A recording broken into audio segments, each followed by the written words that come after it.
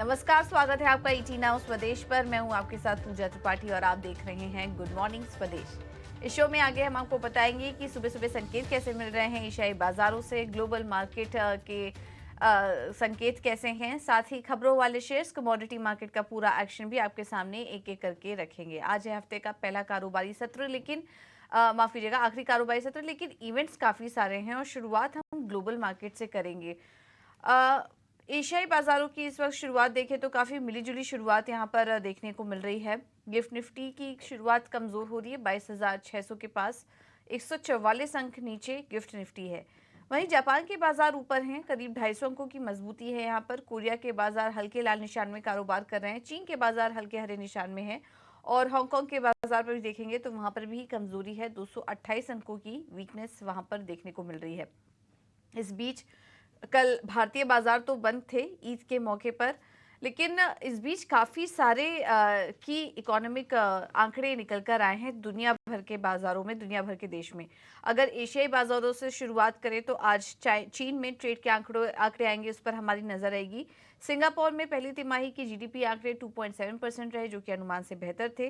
South Korea के मार्च unemployment की जो दर थी, बेरोजगारी दर, वो 2.8% की बढ़त वहां पर देखने को मिली। तो ये जो आंकड़े आए हैं, इसका असर हम देख रहे हैं इस वक्त एशियाई बाजारों पर पड़ रहा है। इसके अलावा अमेरिकी बाजारों में भी काफ़ी सारे आंकड़े आए गुरुवार से लेकर आज तक, तो माफ़ कीजिएगा बुधवार और गुरुवार को।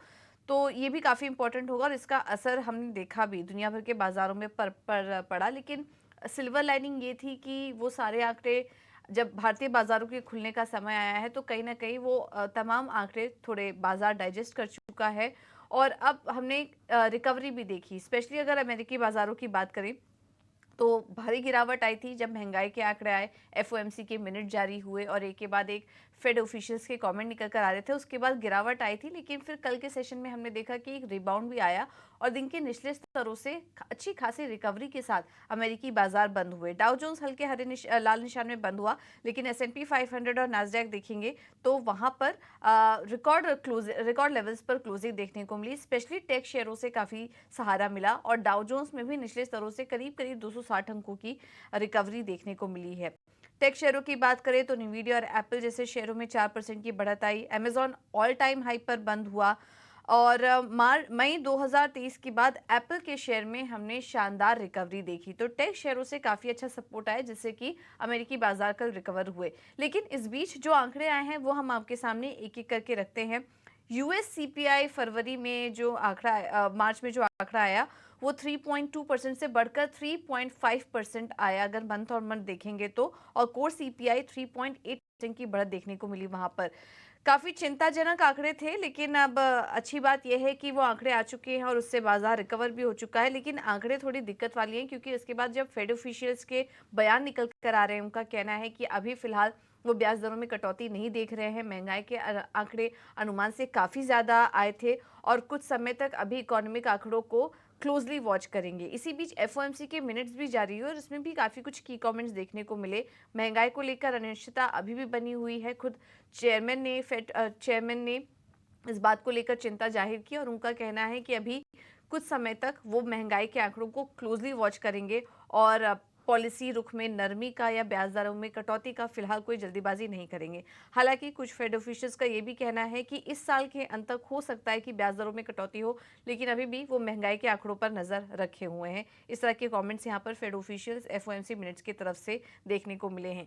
एक अच्छी बात ये थी कि सीपीआई आंकड़ों के बाद जब यूएस मार्च प्रोड्यूसर प्राइस इंडेक्स के आंकड़े आए वो अनुमान से थोड़े कम थे, जिसके चलते हमने देखा कि थोड़ी राहत की सांस ली अमेरिकी बाजारों ने और एक रिकवरी हमने कल के सेशन में देखी है। यूरोप के बाजारों से भी संकेत अच्छे नहीं हैं। वहां पर तीनों इंडाइसेस लाल निशान में बंद हुए और वहां पर भी सेंट्रल बैंक की बैठक थी जिसमें कि ईसीबी ने ब्याज दरों को 4.75% पर बरकरार रखा, कोई बदलाव वहां पर नहीं किया और वहां पर इकोनॉमी की स्थिति को लेकर ईसीबी प्रेसिडेंट का कहना है कि स्थिति अभी भी कमजोर है पहली तिमाही में और मैन्युफैक्चरिंग और सर्विसेज में मांग अभी भी कमजोर नजर आ रही है। अब आते हैं बॉन्ड मार्केट और कमोडिटी मार्केट पर, तो यहां से भी संकेत कुछ ज्यादा अच्छे नहीं दिखाई दे रहे हैं। यूएस 10 ईयर यील्ड्स जब महंगाई के आंकड़े आए उसके बाद 4.5% के पार पहुंच चुके, अभी भी उसके ऊपर बरकरार हैं।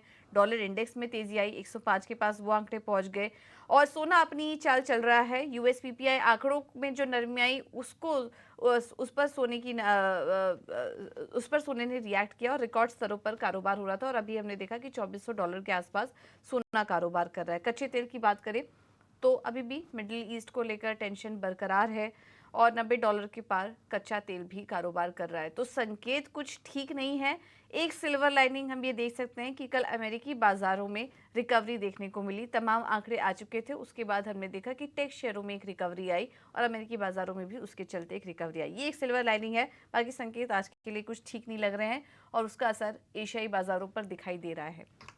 चलिए आगे बढ़ते हैं, एक बार एफआईआईज और डीआईएस के आंकड़े भी देख लेंगे, उसके बाद हम समझेंगे कि आज भारतीय बाजारों में क्या करें।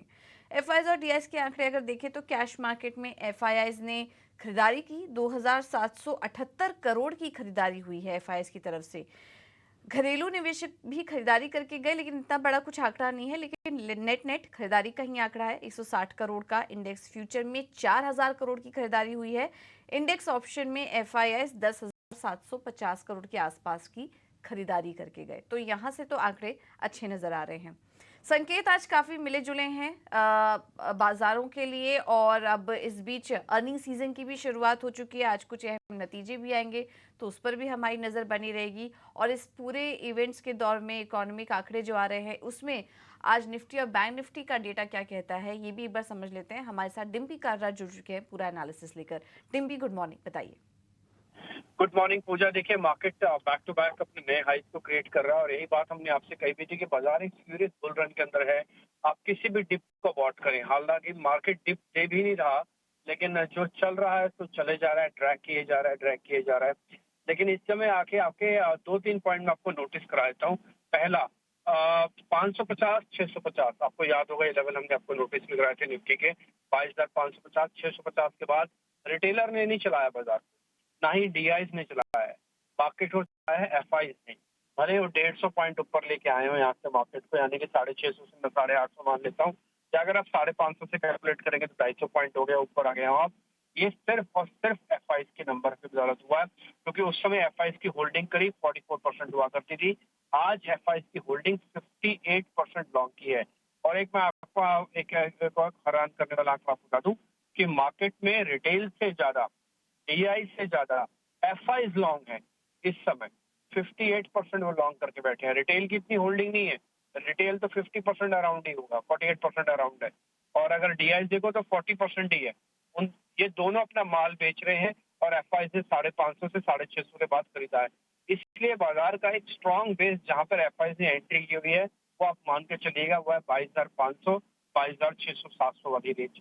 इसको अपने एक स्टॉप लॉस लगाइए, ट्रैक कीजिए। हो सकता है मार्केट थोड़ा और चल जाए, जैसे भी आपको मार्केट्स के आंकड़े भी बता रहे थे, तो वहां से बाजार थोड़ा और चल सकता है। हमारा पहला टारगेट जो थे, सारे इनफैक्ट टारगेट मैं बोलूंगा 22,800 पे आके रुकते थे, वो 22,800 आखिरकार हमने फ्यूचर्स में देख लिया और स्पॉट में भी नियर अबाउट उसके ही हमने बंद किया हुआ है।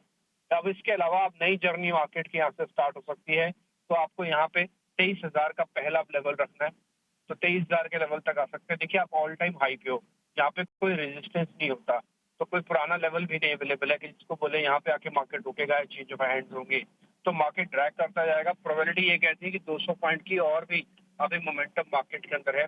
मैं उसकी वजह बता देता हूँ। एक तो इसका ओपन इंटरेस्ट अगर आप चेक करेंगे तो वो बहुत महंगा नहीं हुआ, पहला पॉइंट। इस सीरीज वैसे भी लाइट होके आई थी।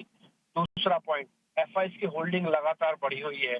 तीसरा point, PCR put call ratio, put call ratio के हिसाब से भी बैंक निफ्टी भी महंगा, निफ्टी भी महंगा नहीं है, 1.27 है।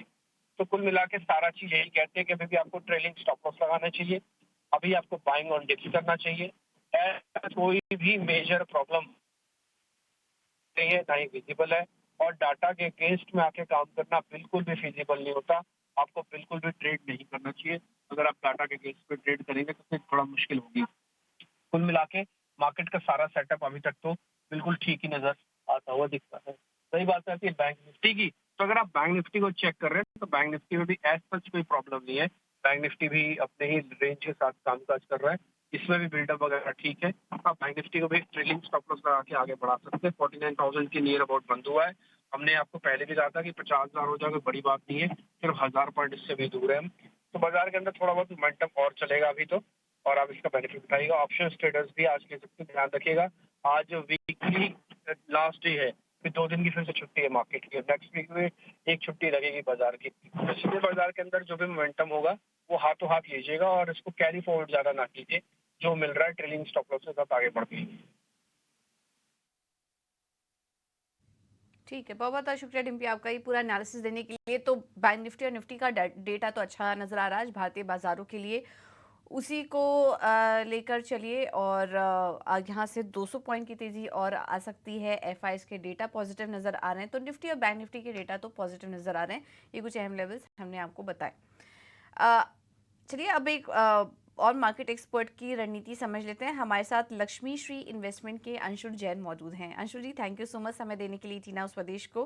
आपका क्या व्यू बन रहा है निफ्टी और बैंक निफ्टी पर, और किन शेयरों में ट्रेड करें ये भी बताइए। नमस्कार पूजा जी, नमस्कार आपके सभी दर्शकों को। देखिए पूजा जी, मैं डिम्पी जी के साथ अलाइंड हूँ। मार्केट में बाई ऑन डिप्स करके चलना चाहिए। मंथली और वीकली चार्ट पे हम near highs of the week आके क्लोज किए थे, तो मोमेंटम काफी स्ट्रांग है। और ब्रेथ इंडिकेटर्स में अगर देखें तो जो ओवर हीटेड कंडीशंस थी पिछले 2-3 दिन में, वो काफी हद तक कूल ऑफ हुई है। तो मिड कैप और स्मॉल कैप्स भी काफी हद तक कूल ऑफ हो चुके हैं। तो मिड कैप इंडेक्स में बड़ी रैली दिखती है। ऑल टाइम हाई जो 11,000 के आसपास है उसको सरपास करके 11,200 तक लग रहा है। और जब भी मिड कैप इंडेक्स चलता है तो निफ्टी और बैंक निफ्टी को भी चलना आसान होता है। हल्की सी डिप कहीं भी मिलती है 22,680 के अराउंड, तो वहां पे बाइंग करके चलना चाहिए। 22,900, 22,950 और 23,050, ये 3 टारगेट्स हैं। अब 3 टारगेट छोटे छोटे आसपास इसलिए कि फिबोनाची के मल्टीपल टाइम फ्रेम पे रेजिस्टेंस यहीं आ रहे हैं। तो 22,900 से 23,050 के बीच में टारगेट्स मान के चल रहे हैं। डिप्स पे 22,680 के अराउंड बाई करना है।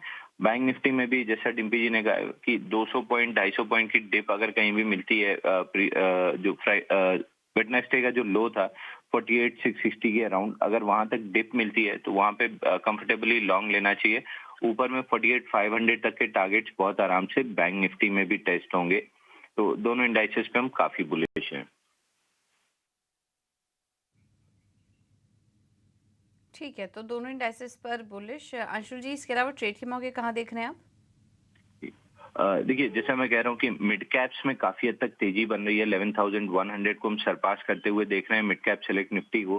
तो मिड कैप्स पे फोकस होना चाहिए एटलीस्ट आज के सेशन में और नेक्स्ट वीक के लिए। आर्किड प्लाई में बाई दूंगा। आर्किड प्लाई अगर हम मंथली चार्ट पे देखें तो 81 महीने का एक बड़ा बेस बना हुआ है कप हैंडल पैटर्न है। और लास्ट 15 मंथ्स अगर देखें तो काफी कंसोलिडेट किया इसने 101 लेवल के आसपास। और लास्ट 2 वीक्स में बड़े वॉल्यूम्स के साथ ब्रेकआउट आया है। तो करंट मार्केट प्राइस 115 पे स्टॉक को बाई करके चलना चाहिए।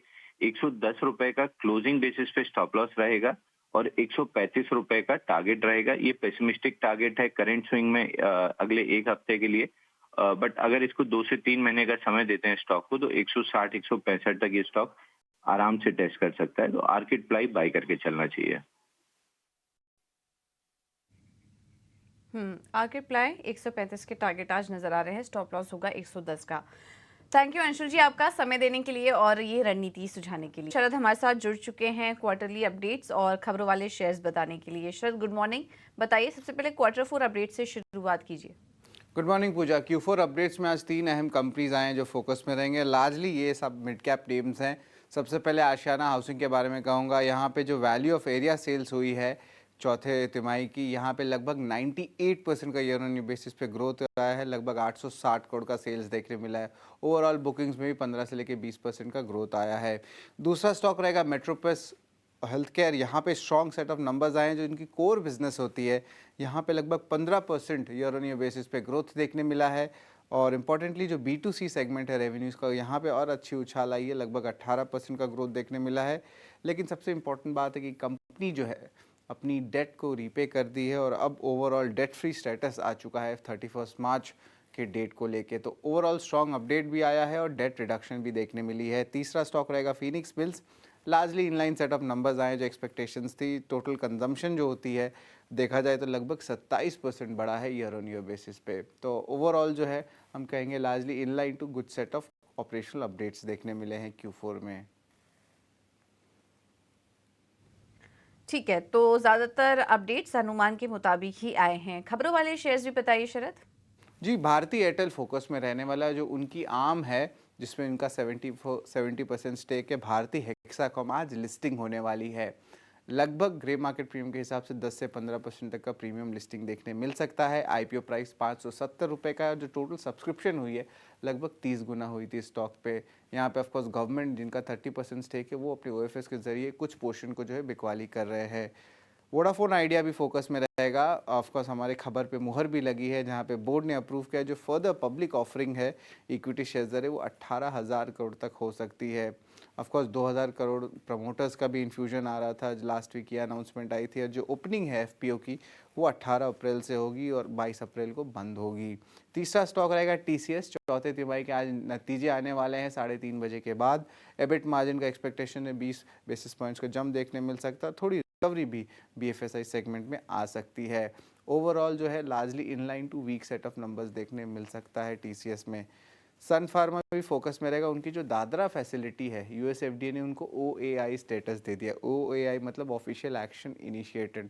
हालांकि इसकी जो इम्पैक्ट है उतनी बड़ी सिग्निफिकेंट इम्पैक्ट नहीं देखने वालेगी, ये एनालिस्ट का मानना है। उनो मिंडा को भी जो है ऑलमोस्ट 94 एकड़ का उन्होंने ज़मीन लिया है हरियाणा में और एक प्लांट की कैपेसिटी बैठाएंगे अगले 5 साल में। लगभग 540 करोड़ का निवेश का प्लान रहने वाला है। वहीं महाराष्ट्र सीमलेस भी फोकस में रहेगा। यहाँ पे कंपनी को एक बड़ा ऑर्डर आया है, लगभग 700 करोड़ का आया है ओएनजीसी से, जहाँ पे वो कास्टिंग सीमलेस पाइप्स को जो है वो सप्लाई करने वाले हैं। और ये ऑयल एंड गैस का जो इंफ्रा का थीम है ये हमने पहले ही आपको 18 हाउस स्वदेश में बता दिया था, जहाँ पे अच्छे ऑर्डर इनफ्लोज देखने मिल रहे हैं। आखिर में डॉक्टर रेड्डीज भी फोकस में रहेगा। कंपनी ने जो है माइग्रेन मैनेजमेंट डिवाइस की एक प्रोडक्ट जो है यूरोप में लॉन्च की है। तो ये सारे स्टॉक्स हैं आज दिन के ट्रेड में जहाँ पे आज एक्शन देखने मिल सकता है। ओके, थैंक यू शरद आपका ये पूरा एनालिसिस देने के लिए। तो क्वार्टरली अपडेट और खबरें भी ढेर सारी आई हैं जहाँ पर कि आज फोकस रहेगा। अब बढ़ते हैं ब्रोकरेज रिपोर्ट्स की तरफ। अशेषा है हमारे साथ पूरा अपडेट लेकर। अशेषा, गुड मॉर्निंग, बताइए। Good morning. तो सबसे पहले इनिशिएटिंग कवरेज रिपोर्ट्स जो आई है उस पर नज़र डालेंगे। Entero health care recently listed entity है। जेफरीज की रिपोर्ट आई है जहां उन्होंने खरीदारी की राय के साथ कवरेज इनिशिएट किया है। 1510 रुपीज़ प्रति शेयर का लक्ष्य दिया है। जेफरीज करंट मार्केट प्राइसेस से कंपेयर करें तो 50% का अपसाइड देखता है। उनका मानना है कि 20% का organic revenue growth company report कर सकती है CAGR बेसिस पर। FY24 से 26 के पीरियड में 44% का रेवेन्यू ग्रोथ और करीब करीब 8 टाइम्स पैट बढ़ सकता है। प्रॉफिट आफ्टर टैक्स 8 गुना बढ़ सकता है। तो पॉजिटिव रिपोर्ट है एंटेरो हेल्थ केयर पर। 1510 रुपीज़ प्रति शेयर का लक्ष्य। इसके अलावा कुछ CDMO प्लेयर्स पर रिपोर्ट आई है गोल्डमैन सैक्स की। 3 नेम्स इस सेक्टर में से जिस पर कंपनी ने इनिशिएट किया है कवरेज। सिंजीन और न्यूलैंड को खरीदारी की राय दी है और लॉरस लैब्स को बिकवाली की राय दी है। उनका मानना है कि अर्निंग्स में कुछ स्ट्रीट एक्सपेक्टेशन से कमज़ोर नतीजे कंपनी रिपोर्ट कर सकती है, जिसके चलते लॉरस लैब्स पर बिकवाली की राय दी है।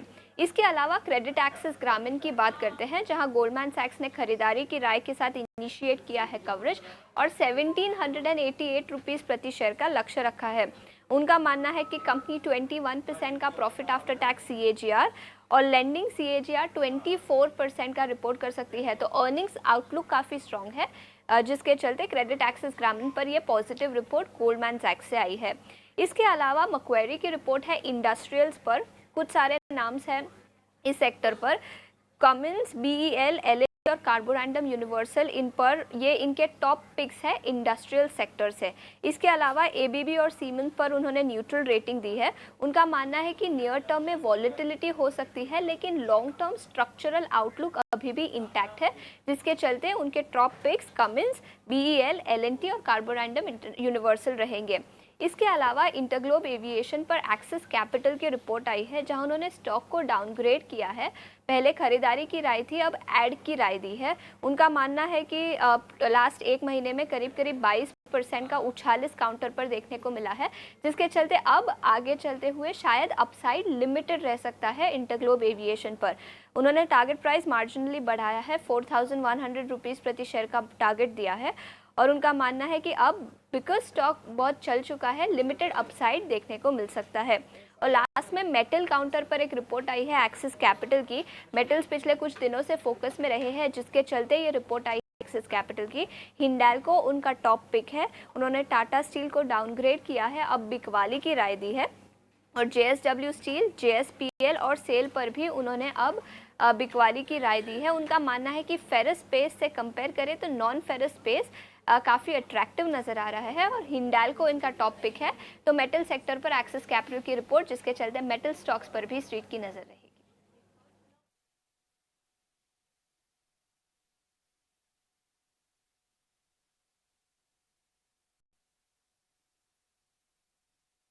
राइट, बहुत बहुत शुक्रिया आशीष आपका ये पूरा अपडेट देने के लिए। चलिए अब आगे बढ़ते हैं और बात करते हैं कमोडिटी मार्केट की। वहां पर नजर कहाँ रखें, रणनीति बताने के लिए हमारे साथ जुड़ गए HDFC सिक्योरिटीज के अनुज गुप्ता। अनुज जी, थैंक यू सो मच इसी नाउ स्वदेश को समय देने के लिए। सोने चांदी से पहले शुरुआत करते हैं, कैसे ट्रेड करें? Good morning. देखिए, गोल्ड सिल्वर में एक ट्रेंड पॉजिटिव बनता हुआ दिखाई दिया। आज भी हमने देखा मॉर्निंग में कॉमेक्स ने गोल्ड ने नया हाई बनाया है, तो हमें लगता है कि आज के ट्रेडिंग सेशन में डोमेस्टिक मार्केट में भी गोल्ड सिल्वर में ट्रेंड पॉजिटिव रहेगा। गोल्ड में हमें लगता है कि जल्दी ही $2400 आ सकता है। और अगर सिल्वर की बात करें तो सिल्वर में आज इंट्राडे के लिए बाय कॉल रहेगा, करीबन 82,350 के आसपास खरीदारी करें। 81,800 का स्टॉप लॉस लगाएं, टारगेट करीबन 83,100 तक देखने को मिल सकता है। तो गोल्ड सिल्वर में इंट्राडे के लिए बाय का कॉल रहेगा। ठीक है, तो गोल्ड सिल्वर में खरीदारी करने की सलाह। और कच्चे तेल पर क्या सलाह होगी आपकी अनुज?